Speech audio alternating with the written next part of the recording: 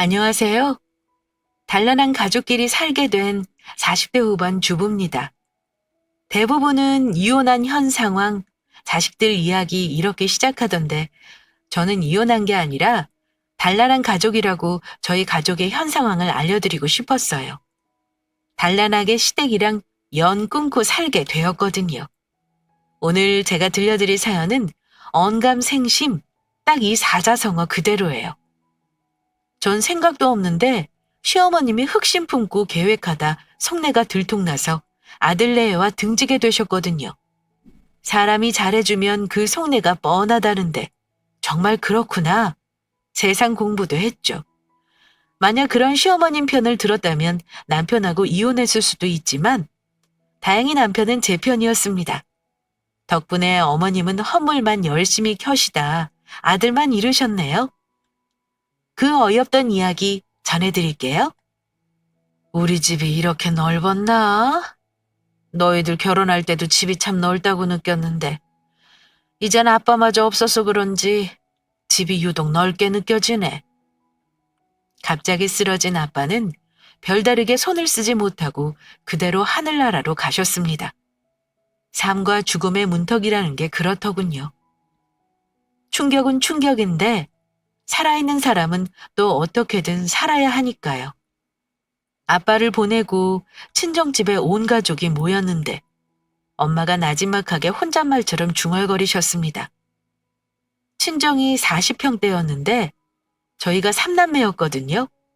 북적북적대는 집에서 살다 하나씩 형제들이 결혼하게 되었습니다.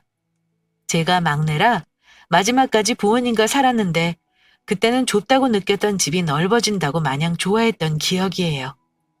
나이 차는 언니 오빠들이 결혼하고 나니 이제 방도 하나 내 마음대로 쓸 수 있고 또 하나는 개인 서재로 사용한다고 철없이 굴었죠. 그리고 결혼할 때가 되어서 집을 떠날 땐 신혼의 단꿈에 빠져 큰 집에 남겨진 부모님 생각을 미처 못했어요. 그렇게 시간이 흐르고 흘러 같은 집에 이젠 혼자만 남겨진 엄마. 혼잣말로 푸념하듯 넋두리 하시는데 그 말이 가슴에 박혔습니다. 그 빈자리를 혼자 느꼈을 엄마를 생각하니 안쓰러웠어요. 엄마, 내가 자주 올게. 운동도 다니고 모임도 나가. 집에만 있으면 사람이 의기소침해지고 자꾸 딴 생각하게 되니까. 당분간 우리 집에 있어도 되고. 아니야. 환경이 바뀌면 네 아빠 자리도 아예 없어지는 것 같아서 그러고 싶지 않아. 또다시 익숙해지겠지. 정리를 하고 온 가족이 엄마 집에서 하루를 잤습니다. 그리고 다음 날 아침을 먹고 각자 집으로 돌아가려는데 발길이 떨어지지 않았어요. 어제 엄마가 했던 말도 걸리고 전에는 생각지 않았는데 문득 집을 둘러보니 혼자 지내기엔 40평대 아파트가 좀 넓어 보였습니다. 마음이 편치 못한 게 사실이었죠. 무거운 마음으로 집으로 돌아왔어요. 집으로 오자마자 시어머님께 전화가 왔습니다. 언제 오나 기다렸다고요. 바깥 사돈 어른 잘 보내고 왔냐? 안 싸둔 마음은 잘 다독이고 왔냐? 마음 쓰여 전화하셨다고 말하셨습니다. 조금 의아했죠? 결혼한 지 10년이 다 되도록 저희 친정에 이렇게 관심 보인 적 없었거든요. 그래도 사람 생사가 달렸던 문제니 조금은 다를 수 있다 생각했습니다. 그리고 마음 써주는 시어머님이 그동안 알고 지낸 매정한 사람, 찬바람 쌩쌩 부는 사람은 아니라는 생각에 안도감이 들었죠. 사람은 사람이구나 하는 그런 느낌이요. 그러시더니 당신이 잠깐 저희 집에 들리려 하는데 괜찮냐고 물었습니다. 혹시 피곤하면 내일 오는데 전해줄 게 있다고요. 뭐냐고 물었지만 한사코 가보면 안다는 말에 그럼 오시라 했어요. 그렇게 2시쯤 지났을까? 시어머님이 저희 집에 오셨습니다. 어머님, 이게 다 뭐예요? 별거 아니고 안 싸던 어른 혼자 있으면 음식이나 제대로 챙겨 드시겠어? 나도 혼자 되어봐서 아는데 누구 챙길 사람이 있는 거랑 다르게 혼자 있으면 밥도 제대로 안 해먹게 되고 끼니 거르게 되더라. 간단하게 라면 먹고 말이야. 그러다 보면 건강은 나빠지고 몸도 아프고 정신도 약해지고 그래. 정상이었던 사람도 무너지는 거 한순간이니까. 반찬 좀 했어? 사 먹는 거 뭐 맛있겠어? 자식들 다 정신없어서 안 싸돈 챙길 사람 없을 것 같아. 내 밤새 사골도 끓이고 반찬도 만들었다. 너도 힘들겠지만 안 싸돈 냉장고에 가서 넣어주고 와. 시어머님은 저희 엄마가 걱정된다며 음식을 바리바리 싸가지고 오셨습니다. 당신도 혼자 된 적 있기에 그 심정을 누구보다 잘 안다고요. 아무리 자식들이 신경 쓴다 해도 혼자 있으면 끼니거리기 일쑤고 밥 안 해 먹기 시작하면 정신건강도 무너지는 거 한순간이라고 저희 엄마를 걱정하셨어요. 당황도 했지만 감사했습니다. 사실 크고 빈 집에 혼자 남을 엄마가 적적해서 쓸쓸할 거라는 생각은 했어도 음식 못 해 먹는다고 생각한 건 아니었거든요. 워낙 요즘엔 어플 하나로 시켜 먹기도 하고 엄마 집 바로 앞에도 반찬 가게 있으니 먹는 것에 대한 걱정은 정말 한 번도 하지 못했죠. 연륜을 무시 못한다는 말이 여기서 나오나 싶었습니다. 그동안 살갑지 않은 시어머님, 저희가 뭘 하던 크게 신경 안 쓰시고 특히 저희 친정에도 그간 명절에 안부 전화 한 번 안 하시던 분인데 이렇게 깊은 속내가 있을 줄 누가 알았나요? 어머님, 저는 정말 생각지도 못했는데 감사해요. 엄마도 어른이니까 당연히 밥은 챙겨 드신다 생각했지 그런 생각을 못했네요. 여자들이 다 그렇다. 자식들이 있으면 자기 새끼 입에 뭐 하나라도 더 넣고 싶어서 새벽같이 일어나 반찬 하나라도 더 해. 자식들 결혼시키면 내 배는 안 고파도 하나 남은 서방님 배고플까 봐. 일단 밥은 안 친다.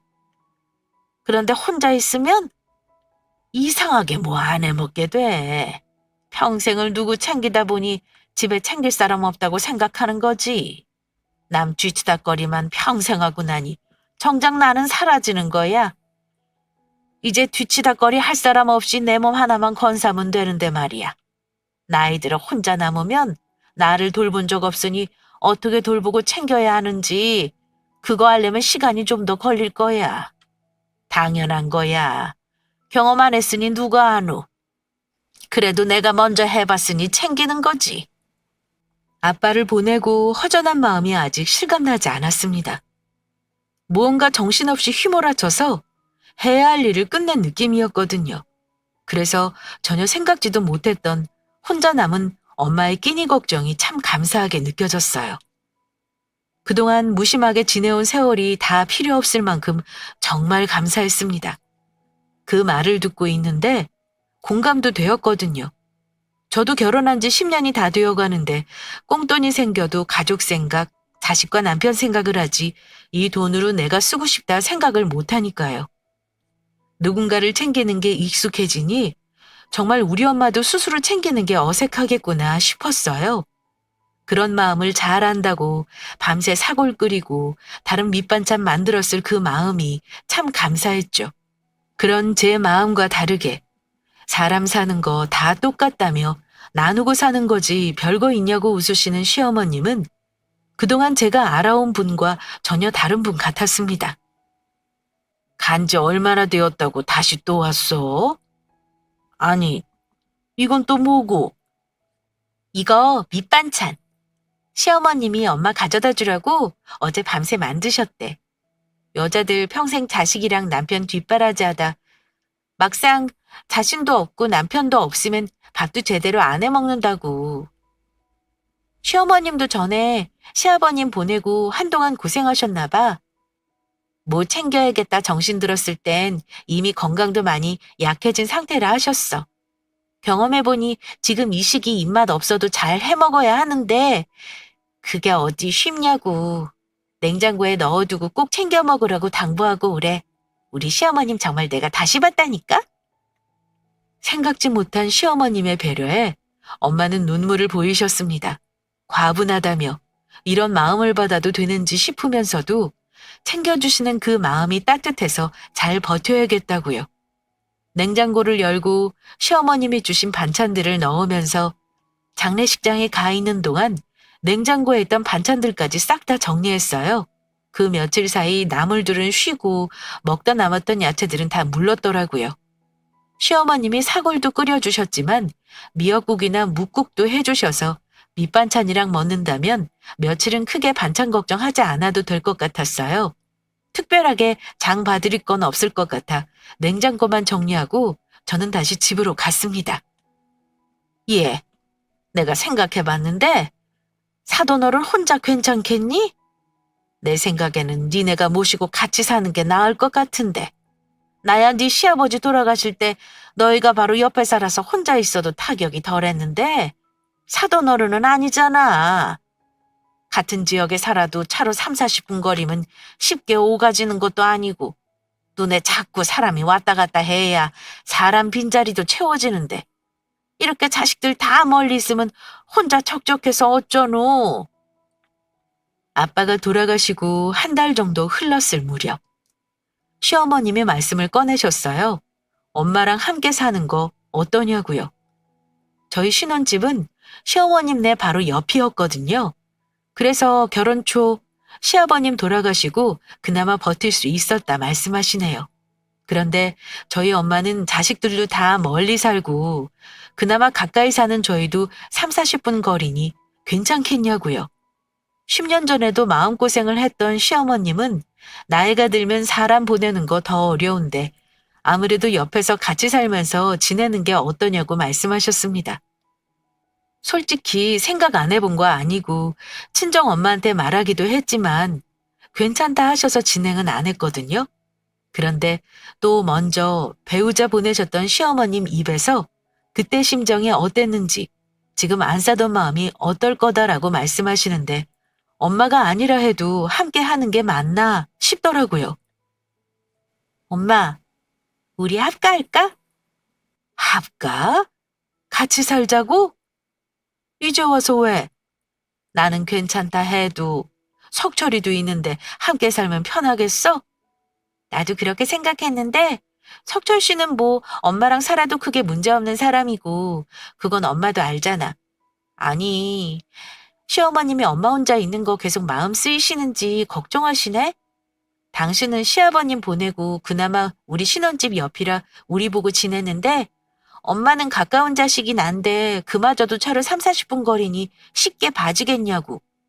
사실 나도 자주 온다고 했는데 거리가 있으니 조금이라도 시간이 늦으면 내일 일찍 와야겠다 생각하게 되잖아. 같이 살면 아침 저녁 얼굴 보니 걱정은 덜 할 테고 나도 그게 마음이 편할 것 같아. 엄마와 이야기를 하며 아예 합가하는 걸 생각해보자 했습니다. 엄마는 당황하시더라고요. 오빠도 근처로 이사 오시던 합가하던 엄마 혼자 두는 거 신경 쓰인다고 말했던 모양이에요.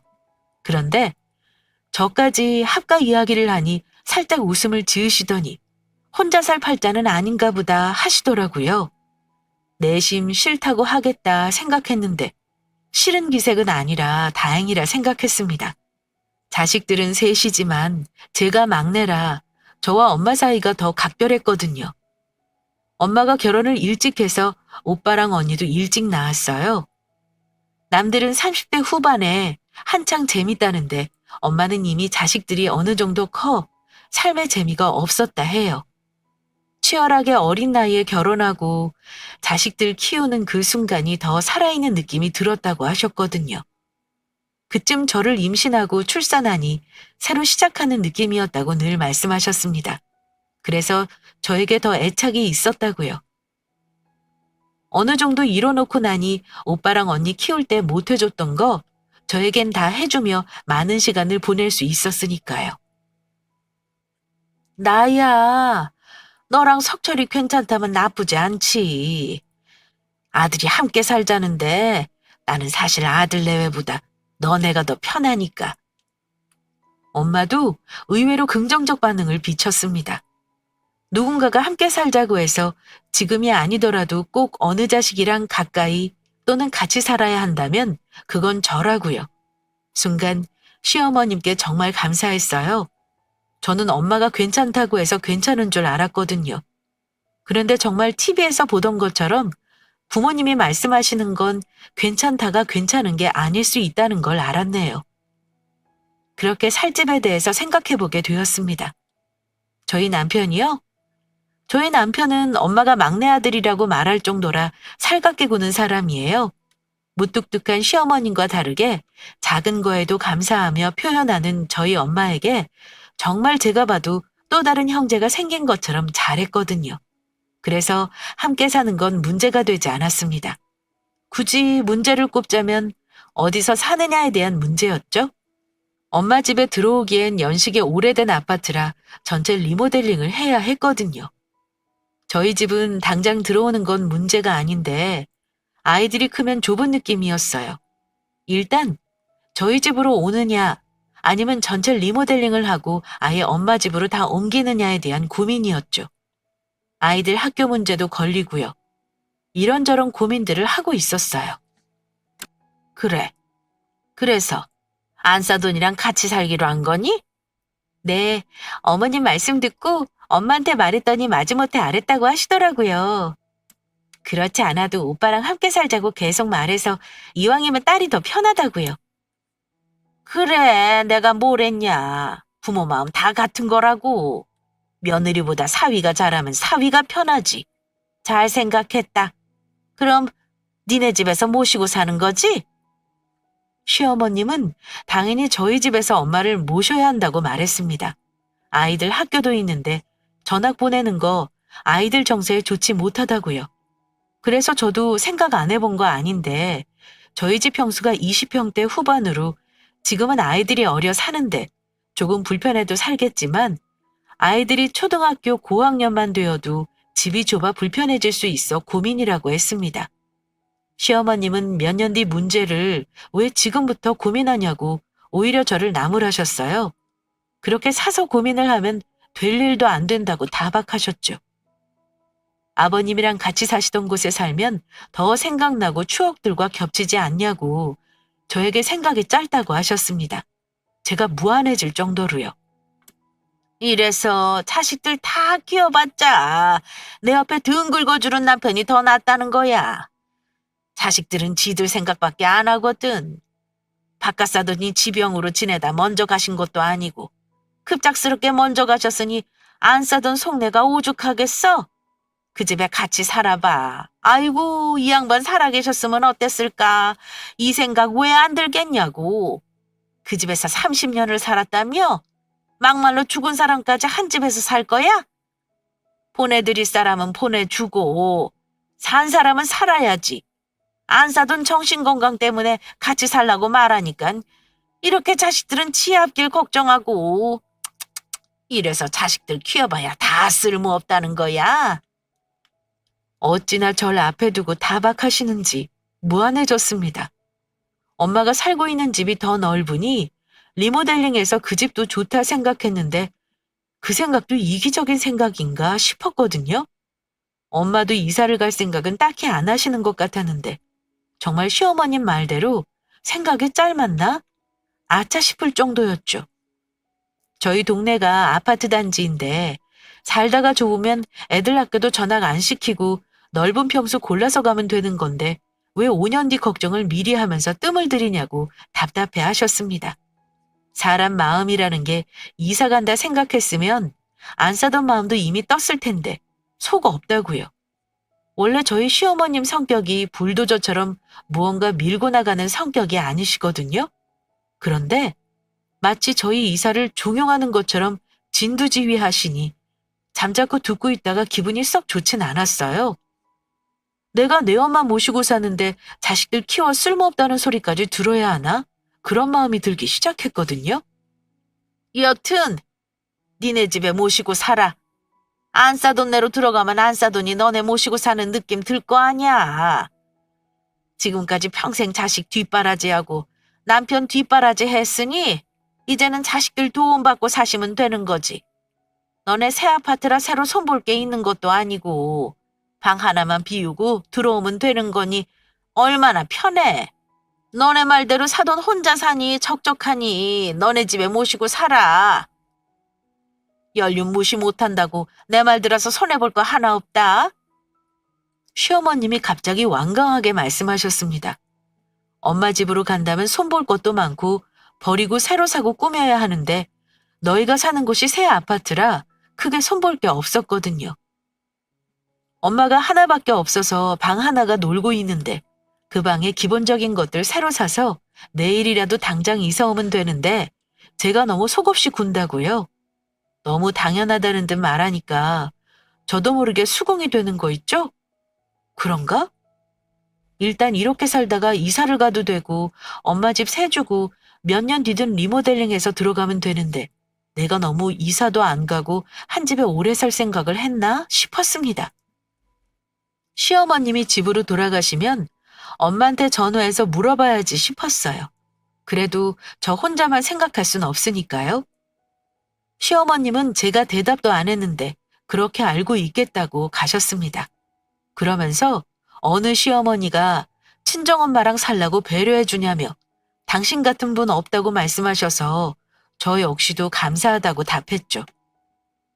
그렇게 시어머님을 보내고 집에 왔는데 지갑을 두고 가셨더라고요.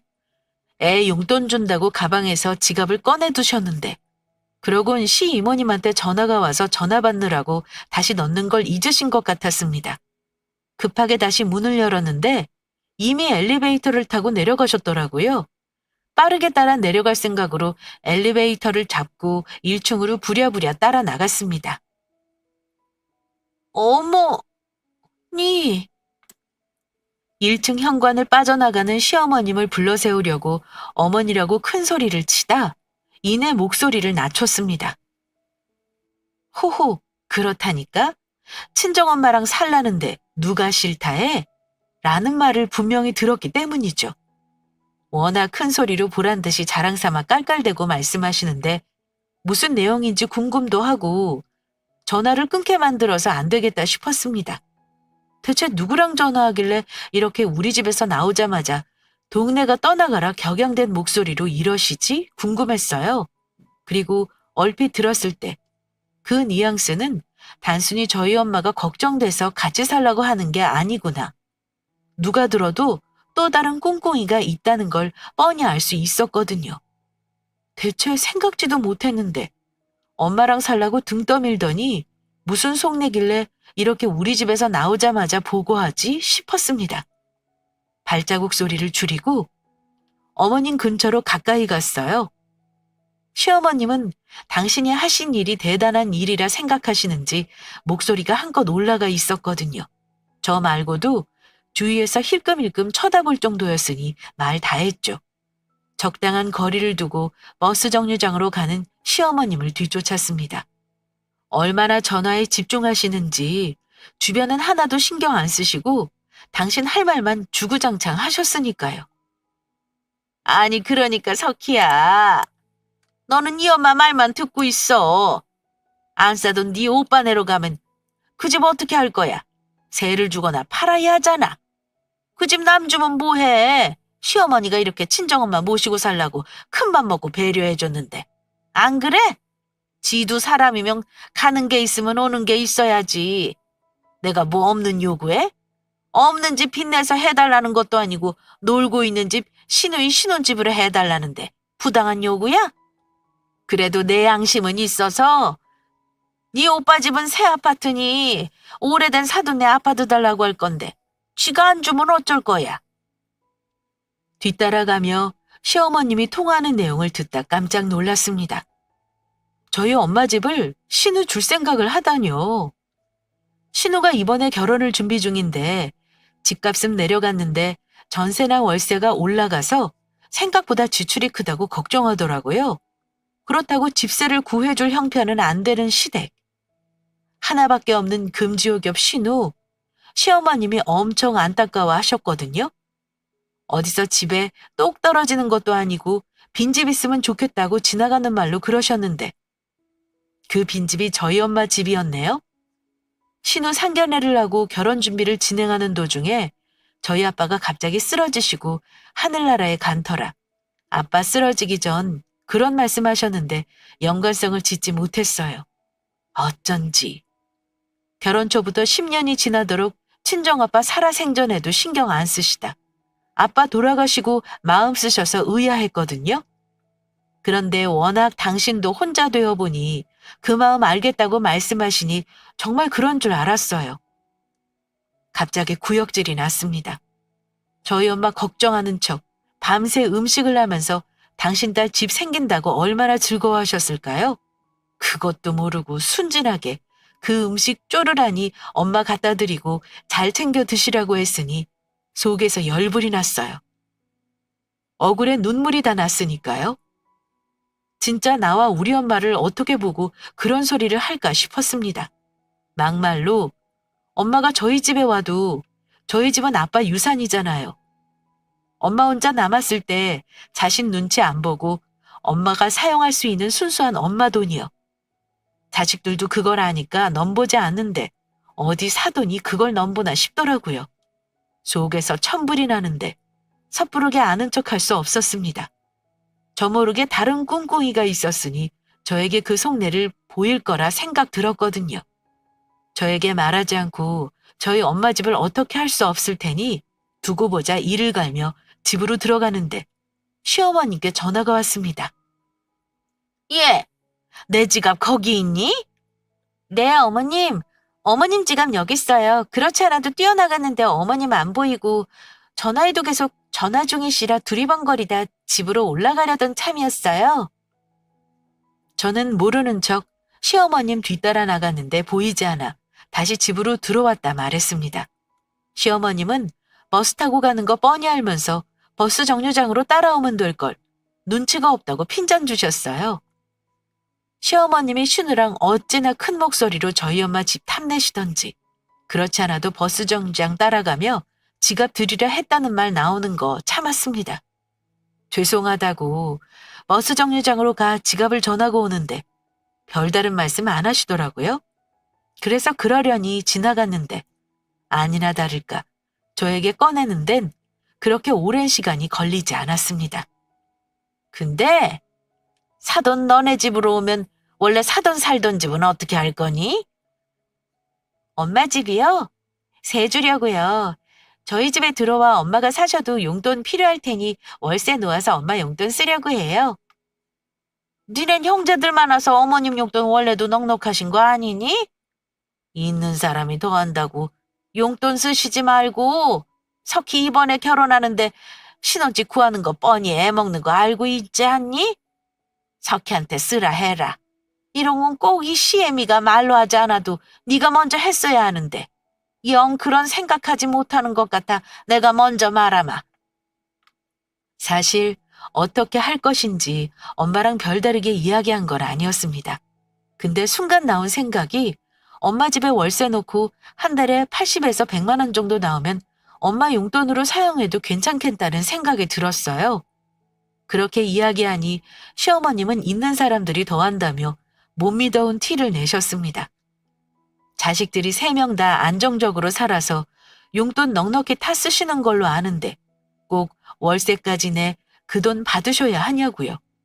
형제 좋은 게 뭐라고 그 집 신혼집 구하지 못한 신호한테 주는 거 어떠냐고 제 의사 묻는 것도 아니고 그렇게 해라라고 명령조로 말씀하셨어요. 당연히 당황했죠.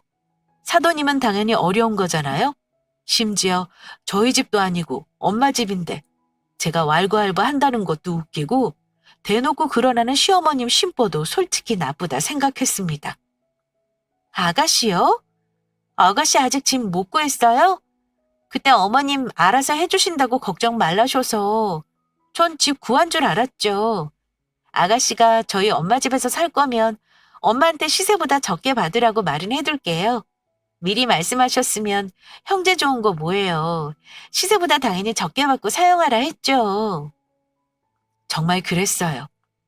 중간에 제가 시어머님 검은 속내를 알았지만 저희 아빠 돌아가시고 집 걱정하는 신우에게 시어머님이 알아서 할 테니 넌 걱정 말고 있으라고 제 앞에서 말씀하셨습니다. 물론 검은 속내 알고 나서 걱정 말라던 그 집이 저희 엄마 집이라는 걸 알았지만요. 그래도 순순히 당할 수 없으니 제 집이 아니니 꽁으로 줄 수 없고 시세보다 싸게 내줄 생각은 있다고 말했습니다. 요즘 40평대 시세 보면 물론 지역에 따라 다르지만 몇 억의 월세도 100만 원 정도 하는데 그걸 탕감해도 이득은 이득이니까요. 같은 돈에 20대 초반에도 어렵지만 오래된 연식이지만 10년 전 저 결혼하며 집 나올 때 이미 리모델링해서 사실 도배만 하면 집 컨디션 괜찮거든요. 그랬더니 시어머님은 어이없어 하셨습니다. 아니 얘 어느 시어머니가 친정엄마랑 사는데 그러라고 하니? 사돈 혼자 살기 적적하니 니네 집에서 모시고 살라고 먼저 페프 있게 베풀었으면 오는 것도 있어야지.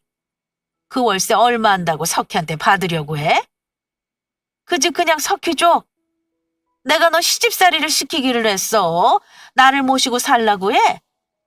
며느리가 시어머니한테 해야 할 도리 다 필요 없다잖아. 너도 나도 이득인데 애가 왜 이렇게 꽉 막힌 생각을 해? 그러면 제가 엄마 집으로 들어갈게요. 엄마 집인데 신호 주고 말고 하는 거 제 권한 아니잖아요. 솔직히 엄마 집 40평대라 신혼집으로 하긴 넓어요. 구식이라 요즘 평수보다 실내가 넓게 나오기도 했고요. 저희 집에 들어오라 해요. 어머, 그러니? 그게 더 편하겠어? 친정엄마 집은 저희 집이 아니니 사실 제가 어떻게 할 수 있는 건 아니잖아요. 그래서 신우집이 필요하면 저희 집으로 오라 했습니다. 제가 친정엄마 집으로 가겠다고요. 근데 시간은 필요하다 했어요. 아빠가 있던 짐 다 빼야 하고 신우가 들어가 살았다면 한 가정이 사는 거니 별다른 인테리어를 할 필요가 없지만 저흰 다르니까요. 엄마랑 저와 남편이 두 가정이 함께 살려면 불편하지 않게 구조 변경을 해야지 싶었습니다. 차라리 잘 되었다 생각했어요. 어차피 언제 이사해도 했어야 했는데 아직 아이가 초등학교 입학 전이니 아예 엄마 동네에서 눌러 살려 했죠. 고민하던 여러 가지 대안 중 시모가 속 터놓고 엄마 집을 달라 하니 차라리 제 집을 가져가라 한 꼴이 되었지만요. 진행 착착 되었습니다. 리모델링 하는데 2달이 걸리고 저희가 엄마 집으로 이사 가면 신우가 신혼집 꾸밀 준비를 하기로요. 그렇게 리모델링이 끝나고 저는 엄마 집으로 이사를 갔어요. 생각했던 것보다 집이 예쁘게 꾸며져 저도 남편도 그리고 엄마도 모두 만족했죠. 단 한 사람만 빼고요. 아니, 2사람일까요? 예, 집 비밀번호 뭐니? 비밀번호요? 그래. 얘는 집 이사 가면서 비밀번호는 왜 바꿔서 번거롭게 전화를 하게 만드니? 집에 들어가서 청소도 하고 가전이나 가구 들여올리면 사이즈도 재고해야 할 거 아니야. 어머님, 그 집 이제 팔려서 남 집이에요. 비번 바뀌는 게 당연하죠. 저도 비번 몰라요. 인테리어 바꾸고 들어온다더니 그새 와서 비번 바꾸고 갔나 보네요? 엄마 집으로 이사 가고 오후에 시어머님한테 전화 왔더라고요. 이사는 잘했니에 대한 제 안부는 하나도 없고 제 집에 대해 궁금해 하셨습니다. 쓸데없이 비밀번호 바꿨다고요. 쓸데없다뇨. 오히려 제가 반문했어요. 그 집 매매로 내놓아서 다른 사람이 주인인데 주인이 그럼 비밀번호 바꾸기 전 사람도 아는 비밀번호 그대로 쓰겠냐고요. 엄마 집으로 들어오기로 하면서 저희 집 매매로 내놨거든요. 기간이 넉넉해서 집 파는 날짜가 어긋나면 어쩌지 걱정했는데 신기하게 인테리어 끝나는 날이랑 엇비슷하게 집 매매일이 결정났습니다. 당연히 제가 제 집 파는 거니 알려줄 필요 없었고요.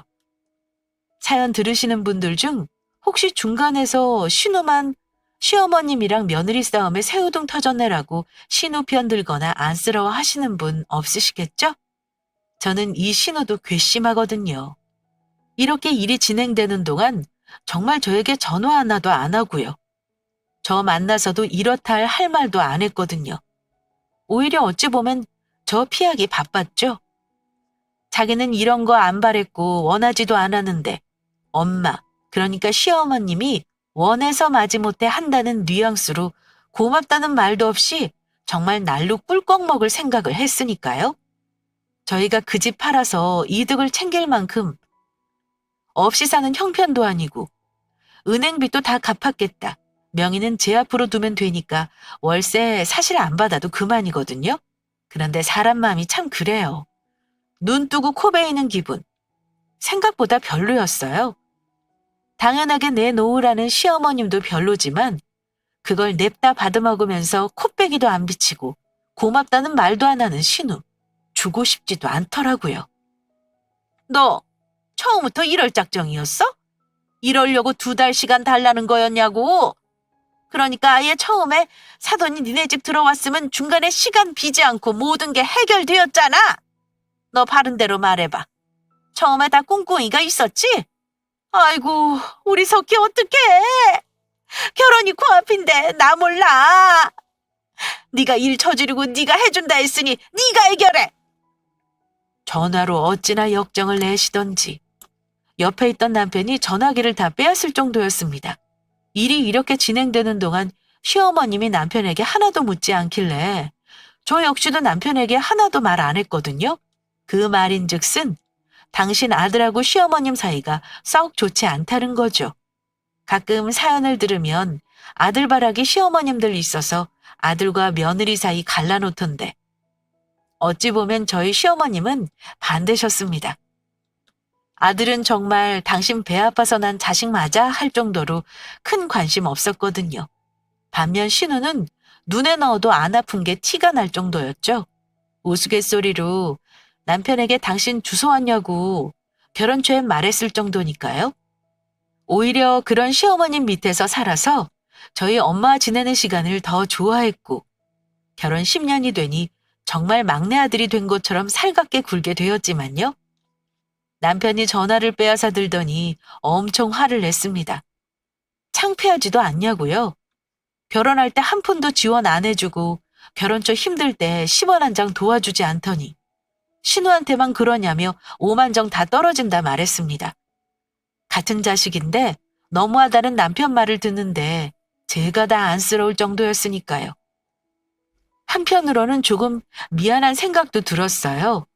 시어머니가 아니라 남편 때문이죠. 괜한 분란을 일으킨 걸까. 저랑 엄마 옆에 두고 시어머님이랑 전화로 큰 언쟁을 하는 남편을 보는데 마음이 불안했습니다. 그래, 엄마가 그렇게 말해줘서 오히려 고마워. 이제 엄마 속마음을 안 것 같아. 그래도 나 자식이라고 엄마가 나 챙기지 않아도 아빠 대신해서 엄마 챙겨야 한다고 생각했어. 자라면서 엄마가 눈길 한 번 안 줬어도 나는 아들이니까 엄마랑 아들 사이 살가운 집 몇이나 된다고 그러려니 살았거든? 근데 이제는 알겠다. 나는 처음부터 엄마한테 자식이 아니었던 거지. 엄마는 석희 안쓰럽고 뭐라도 더 해주고 싶은 건 늘 석희지. 석희만 자식이니까. 오히려 잘 됐어. 엄마 이제 나 없는 셈 쳐. 지금껏 안 그러고 살았으니 앞으로도 그러고 살 필요 없어. 앞으로 지영이한테 전화할 것도 없고 엄마가 장모님 모시고 살라고 허락해 준 게 아니라 내가 장모님 모시고 산다고 장모님 조른 거니까 억울해할 것도 없어. 끊을게. 저와 엄마는 아무 말도 할 수 없었어요. 남편이 이렇게 말하고 전화를 끊기 전 수화기 너머로 시어머님이 내가 내 자식 살 길 터준다는데 뭐가 문제냐고 엄청 남편한테 뭐라 하셨거든요. 남편이 씁쓸하게 웃더라고요. 자식이면 남편도 자식이니까요. 그런데 전화로 개거품 물며 막말하시는 시어머님에게 자식은 누가 봐도 신우 하나였습니다. 그 전까지는 화가 나고 저 보기 창피하다며 언성을 높이던 남편이 오히려 마지막엔 차분히 말했어요. 잘 지내시라고. 그동안 키워주신 거에 대한 보답은 결혼하고 할 만큼 한 것 같다고요. 더 이상은 안 하겠다며 연을 끊었습니다. 폭풍처럼 휘몰아친 상황에서 할 수 있는 건 남편을 안아주는 것뿐이었죠. 지영아, 미안해. 이런 일이 있는 줄 몰랐네. 나는 우리 엄마가 장모님 챙겨주시고 마음 써줘서 동변상련이라고 장모님도 혼자 남으니 엄마 혼자일 때 생각났구나 싶으면서도 이제 나도 자식이라고 나도 신경 써준다 생각하고 내심 기뻤어. 그래서 그럴까? 미련도 후회도 없다. 나는 이제 장모님 어머니를 모시고 살 거야. 어머님, 앞으로 제가 정말 잘 모실게요. 그렇게 저와 남편, 그리고 엄마까지 울음바다가 되었습니다. 놀이방이 생겼다고 안쪽에 들어가 한참 놀던 저희 애가 나와서 부둥켜 안고 울고 있는 모습을 보더니 울음을 터뜨렸어요. 그 모습을 아마 다른 사람이 봤다면 초상집 같다고 오해했을 정도니까요. 신기하게 아빠 돌아가셨을 땐 슬펐지만 긴가민가 감이 안 왔어요. 갑작스레 세상을 떠나시니 실감이 나지 않아 꿈이야 생시야 현실 감각이 없었던 거죠. 그런데 신랑이 어떤 대우를 받았고 어떤 마음으로 엄마한테 장모가 아닌 어머님이라 부르겠다고 말했는지 아니까 시어머님한테 연 끊자고 말했던 그 마음을 짐작하니까 슬펐습니다. 산 사람은 어떻게든 산다는 말이 이래서 나오는 말이구나 싶었어요.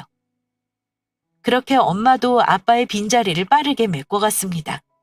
시어머님이 하신 말 하나는 맞았구나 싶어요. 엄마는 자식을 위해 산다는 말이요. 배우자 빈자리의 허전함을 사위, 아니 이젠 막내 아들이 채우게 되었으니까요. 그간 자라며 시어머니께 받지 못한 사랑 준다고 엄마는 요즘 신났거든요. 그렇게 저 요즘 행복하게 살아요. 지금도 저 서재에 들어와 사연 쓰는데 요즘 막내 아들 특식해준다고 콧노래 불러가며 음식하시네요. 저도 이만 마무리하고 도우러 가야겠어요. 모두 행복하세요.